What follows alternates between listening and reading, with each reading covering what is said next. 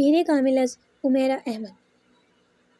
آپ کو کچھ حساب کتاب کرتے ہوئے مجھے بتانا ہے کہ اگر ہم 26,07,895 میں 95,02,852 کو جمع کریں اور پھر اس میں سے 39,09,999 کو تفریق کریں، پھر اس میں سے 92,09,292 کو جمع کریں اور اس سے وہ سری لنکن لڑکا ٹھہر ٹھہر کر ایک کاغذ پر لکھا ہوا ایک سوال پوچھ رہا تھا، 6 کے ساتھ ضرب دیں، پھر اسے 2 کے ساتھ تقسیم کریں اور جواب میں 49,02,359 کو جمع کر دیں تو کیا جواب آئے گا؟ وہ لڑکا اپنی بات مکمل نہ کر سکا۔ 81,42,473 بڑی برق رفتاری کے ساتھ سالار نے جواب دیا۔ اس لڑکے نے کاغذ پر ایک نظر دوڑائی اور پھر کچھ بے یقینی سے سر ہلاتے ہوئے تالیاں بجانے لگا۔ فیضان اکبر کو اس وقت اپنا آپ ایک ایکٹر سے زیادہ نہیں لگا۔ پورا حال اس لڑکے کے ساتھ تالیاں بجانے میں مصروف تھا۔ فیضان اکبر کو وہ پورا پروگرام ایک مذاق محسوس ہونے لگا۔ 1 گھنٹے کے بعد جب وہ سالار سکندر سے پہلے اس اسٹیج سے اتر رہا تھا تو وہ جانتا تھا کہ وہ مقابلے سے پہلے ہی مقابلہ ہار چکا تھا۔ 150 کے IQ لیول والے اس لڑکے سے اسے اپنی زندگی میں اس سے پہلے کبھی اتنا حسد محسوس نہیں ہوا۔ امامہ آپا، آپ لاہور کب جائیں گی؟ وہ اپنے نوٹس کو دیکھتی ہوئی چونکی۔ سر اٹھا کر اس نے سعد کو دیکھا۔ وہ سائیکل کی رفتار کو اب بالکل آہستہ کیے اس کے گرد چکر لگا رہا تھا۔ کل؟ کیوں؟ تم کیوں پوچھ رہے ہو؟ امامہ نے اپنی فائل بند کرتے ہوئے کہا۔ جب آپ چلی جاتی ہیں تو میں آپ کو بہت مس کرتا ہوں، وہ بولا۔ کیوں؟ امامہ نے مسکراتے ہوئے پوچھا۔ کیونکہ آپ مجھے بہت اچھی لگتی ہیں اور آپ میرے لیے بہت سے کھلونے لاتی ہیں اور آپ مجھے سیر کروانے لے کر جاتی ہیں اور آپ میرے ساتھ کھیلتی ہیں، اس لیے، اس نے تفصیل سے جواب دیا۔ آپ مجھے اپنے ساتھ لاہور نہیں لے جا سکتی؟ امامہ اندازہ نہیں کر سکی۔ یہ تجویز تھی یا سوال؟ میں کیسے لے جا سکتی ہوں؟ میں تو خود ہاسٹل میں رہتی ہوں، تم کیسے رہو گے وہاں؟ امامہ نے کہا۔ سعد سائیکل چلاتے ہوئے کچھ سوچنے لگا، پھر اس نے کہا، تو پھر آپ جلدی یہاں آیا کریں۔ اچھا، جلدی آیا کروں گی، امامہ نے مسکراتے ہوئے کہا۔ تم ایسا کیا کرو کہ مجھ سے فون پر بات کر لیا کرو، میں فون کیا کروں گی تمہیں۔ ہاں، یہ ٹھیک ہے۔ سعد کو اس کی تجویز پسند آئی۔ سائیکل کی رفتار میں اضافہ کرتے ہوئے وہ لان کے لمبے لمبے چکر کاٹنے لگا۔ امامہ بے دھیانی کے عالم میں اسے دیکھنے لگی۔ وہ اس کا بھائی نہیں تھا۔ 10 سال سعد 5 سال پہلے ان کے گھر آیا تھا۔ کہاں سے آیا تھا اس کے بارے میں وہ نہیں جانتی تھی، کیونکہ اسے اس کے بارے میں اس وقت کوئی تجسس نہیں ہوا تھا، مگر کیوں لایا گیا تھا وہ یہ اچھی طرح جانتی تھی۔ سعد اب 10 سال کا تھا اور وہ گھر میں بالکل کھل مل گیا تھا۔ امامہ سے وہ سب سے زیادہ مانوس تھا۔ امامہ کو اکثر اس پر ترس آتا تھا۔ ترس کی وجہ اس کا لاوارث ہونا نہیں تھا، ترس کی وجہ اس کا مستقبل تھا۔ اس کے 2 چچاؤں اور ایک تایا کے گھر بھی اس وقت اسی طرح کے گود لیے ہوئے بچے پل رہے تھے اور وہ ان کے مستقبل پر بھی ترس کھانے پر مجبور تھی۔ فائل ہاتھ میں پکڑے سائیکل پر لان میں گھومتے سعد پر نظریں جمائے وہ کسی گہری سوچ میں ڈوبی ہوئی تھی۔ اسے دیکھتے ہی وہ اسی طرح کی بہت سی سوچوں میں الجھ جاتی تھی، مگر اس کے پاس کوئی حل نہیں تھا۔ وہ اس کے لیے کچھ نہیں کر سکتی تھی۔ وہ چاروں اس وقت لاہور کے ریڈ لائٹ ایریا میں موجود تھی۔ ان کی عمریں 18-19 سال کے لگ بھگ تھیں۔ وہ اپنے حلیے سے وہ چاروں اپر کلاس کے لگتے تھے، مگر وہاں پر نہ ان کی عمر کوئی نمایاں کر دینے والی چیز تھی، نہ ہی ان کی کوئی اپر کلاس سے تعلق رکھنے والی امتیازی خصوصیت، کیونکہ وہاں پر ان میں سے بھی بہت کم عمر لڑکے آتے تھے اور اپر کلاس اس علاقے کی مستقل کسٹمرز میں شامل تھی۔ چاروں لڑکے ریڈ لائٹ ایریا کی ٹوٹی ہوئی گلیوں سے گزرتے جا رہے تھے۔ 3 لڑکے آپس میں باتیں کر رہے تھے، جبکہ صرف چوتھا قدرے تجسس اور دلچسپی سے چاروں طرف دیکھ رہا تھا۔ یوں لگ رہا تھا جیسے وہ پہلی بار وہاں آیا تھا، اور ان تینوں کے ساتھ تھوڑی دیر بعد ہونے والی اس گفتگو سے یہ ظاہر ہو گیا تھا کہ وہ واقعی وہاں پہلی بار آیا تھا۔ گلی کے دونوں اطراف میں کھلے دروازوں میں بناؤ سنگھار کیے نیم عریاں کپڑوں میں ملبوس ہر عمر اور ہر شکل کی عورت کھڑی تھی۔ سفید، سانولی، سیاہ، گندمی، بہت خوبصورت، درمیانی اور معمولی شکل و صورت والی۔ گلی میں ہر شکل اور ہر عمر کا مرد گزر رہا تھا۔ وہ لڑکا وہاں سے گزرتی ہوئی ہر چیز پر غور کر رہا تھا۔ تم یہاں کتنی بار آئے ہو؟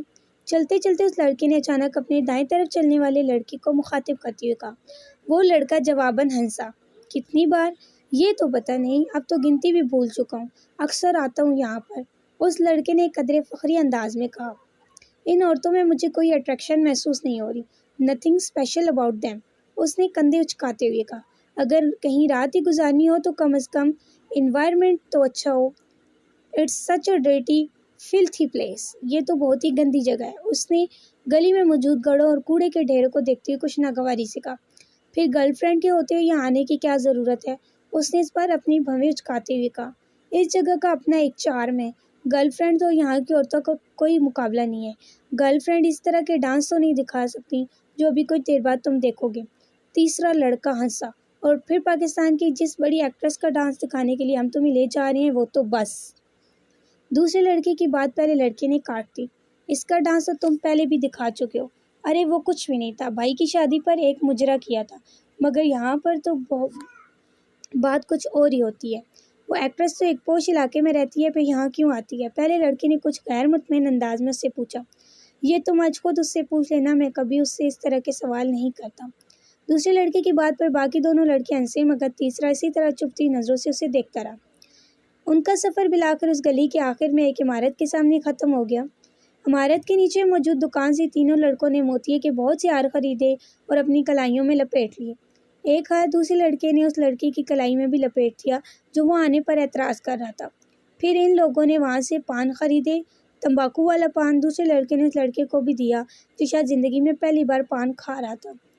پان کھاتے وہ چاروں اس عمارت کی سیڑھیاں چڑھنے لگے۔ اوپر پہنچ کر پہلے لڑکے نے ایک بار پھر تنقیدی نظروں سے چاروں طرف دیکھا اور پھر اس کے چہرے پر اطمینان کی ایک جھلک نمودار ہوئی۔ وہ جگہ بہت صاف ستھری اور خاصی حد تک آراستہ تھی۔ گاؤ تکیے اور چادریاں بچھی ہوئی تھیں اور باریک پردے لہرا رہے تھے۔ کچھ لوگ پہلے ہی وہاں موجود تھے۔ رقص ابھی شروع نہیں ہوا تھا۔ ایک عورت لپکتی ان کی طرف آئی۔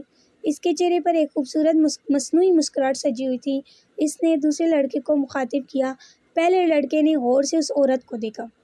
ادھیڑ عمر کی وہ عورت اپنے چہرے پر بے تحاشا میک اپ تھوپے اور بالوں میں موتیے اور گلاب کے گجرے لٹکائے شفون کی ایک چنگاڑتی ہوئی سرخ ساڑی میں ملبوس تھی، جس کا بلاؤز اس کے جسم کو چھپانے میں ناکام ہو رہا تھا، مگر وہ جسم کو چھپانے کے لیے پہنا گیا بھی نہیں تھا۔ ان چاروں کو وہ ایک کونے میں لے گئی اور وہاں اس نے انہیں بٹھا دیا۔